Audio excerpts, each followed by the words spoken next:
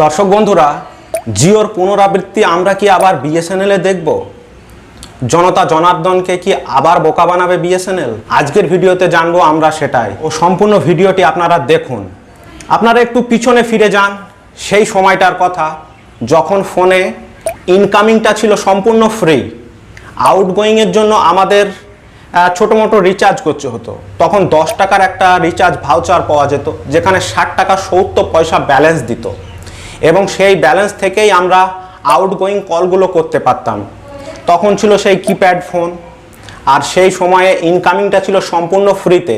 তাই সাধারণ মানুষ 10 টাকা রিচার্জ করলেই অনায়াসে 1 মাস কাটিয়ে দিতে পারত। কিন্তু তখন নেটের এতটাই ব্যয়বহুল ছিল যে সাধারণ মানুষের পক্ষে সেটা অসম্ভব ছিল।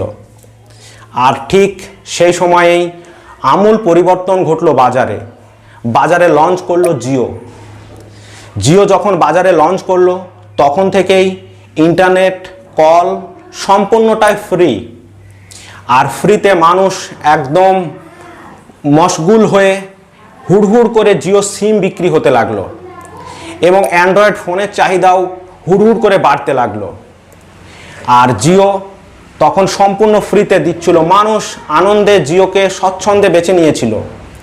কিন্তু যখন ইন্টারনেট ব্যবহারের ফলে মানুষ নেশাগ্রস্ত হয়ে গিয়েছিল, এক কথায় আপনারা জানেন, আমরা যারা ইন্টারনেট ব্যবহার করি তারা জানেন, একদিন যদি ফোনে নেট না থাকে তো কি অবস্থা হয়। তো জিও চেয়েছিল যে মানুষকে ইন্টারনেটের নেশাগ্রস্ত করা। ইন্টারনেটের নেশাগ্রস্ত হওয়ার ফলে মানুষ জিওকে খুব ভালোভাবেই চালাচ্ছিল।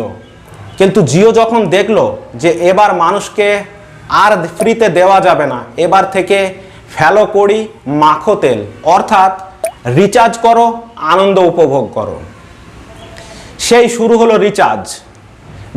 দিনের পর দিন দাম বেড়েছে, কিন্তু সেটাও মানুষ স্বচ্ছন্দে মেনে নিয়েছিল, কারণ নেশাগ্রস্ত মানুষ ইন্টারনেটের যেখান থেকেই হোক তার আয়ের একটা ছোট্ট অংশ বাঁচিয়ে মোবাইলে রিচার্জ করত।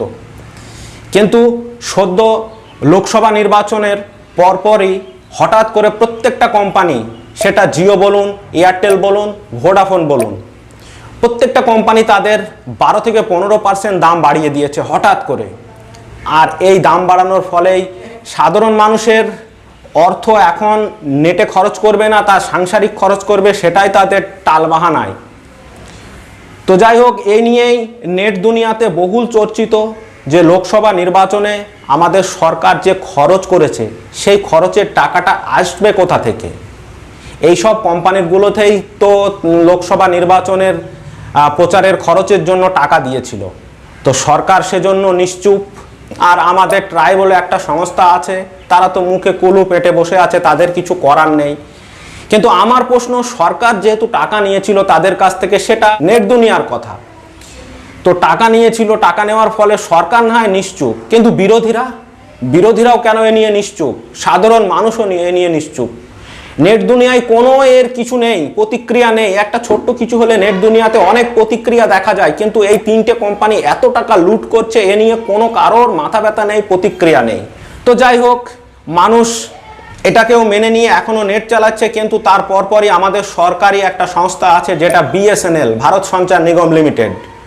তো বিএসএনএল এর মার্কেটে হাজির। জিও বলুন, এয়ারটেল বলুন, ভোডাফোন বলুন, প্রত্যেকটি কোম্পানি কিছু না কিছু পরিবর্তন করেছে। হয় তারা রিচার্জের দাম বাড়িয়েছে, নতুবা তারা ভ্যালিডিটি কমিয়ে দিয়েছে। রিচার্জের দাম সেম রেখে ভ্যালিডিটিটা কমিয়ে দিয়েছে। সেই তুলনায় আমাদের ভারতীয় বিএসএনএল তাদের আগের প্ল্যানগুলোকেই বজায় রেখেছে। বিএসএনএল এ অনেক ছোট্ট প্ল্যানে অনেক বৈধতার প্ল্যান পাওয়া যায়, যেটা সাধারণ মানুষের পক্ষে খুবই ভালো। কিন্তু আমাদের প্রশ্ন এখানেই, যখন এই কোম্পানিগুলো হুড়হুড় করে তাদের দাম বাড়ালো, আর মানুষ হু করে বিএসএনএল ভোট করে চলে গেল, এবং নতুন সিম বিক্রি, দোকানগুলোতে নতুন সিমের চাহিদা একবারে তুঙ্গে, সেখানে সিম পাওয়াই মুশকিল। তো এখন আমাদের প্রশ্ন, বিএসএনএল এই যে বাড়বাড়ন্ত, জিও সেম কাজটি করেছিল। আগে গ্রাহকদের লুটে নাও, তারপর গ্রাহকদের উপর বোঝা চাপাও। তা আমরা মনে করছে যে জিওর পথেই কি বিএসএনএল হাঁটবে, সেটা আমাদের দেখার বিষয়। তার কারণ বিএসএনএল এর গ্রাহক সংখ্যা হু করে বেড়ে গেছে। এখন সেই পুরনো প্ল্যানই তারা বজায় রেখেছে। আমরা জিও বিএসএনএল কি নতুন করে আবার নতুন কোনো প্ল্যান আনবে মার্কেটে, সেটাই আমাদের দেখার বিষয়। আমরা অবশ্যই আমাদের সেদিকে নজর থাকবে। তো যাই হোক, আজকের ভিডিওটা শেষ করলাম। ভিডিওটা কেমন লাগলো অতি অবশ্যই আপনারা জানাতে ভুলবেন না। তার কারণ বহু কষ্ট করে এই গরমের মধ্যে ভিডিও বানায়, তো ভিডিওগুলো আপনারা একটু শেয়ার করে দেবেন। আপনাদের শেয়ার ছাড়া ভিডিও কোনো দিনই পাবলিসিটি পাবে না, তাই অতি অবশ্যই আপনারা ভিডিওটাকে শেয়ার করবেন। আর ভালো লাগলে তো চ্যানেলটিকে সাবস্ক্রাইব, লাইক, কমেন্ট অবশ্যই করবেন। তো যাই হোক, আপনারা সুস্থ থাকবেন ও ভালো থাকবেন।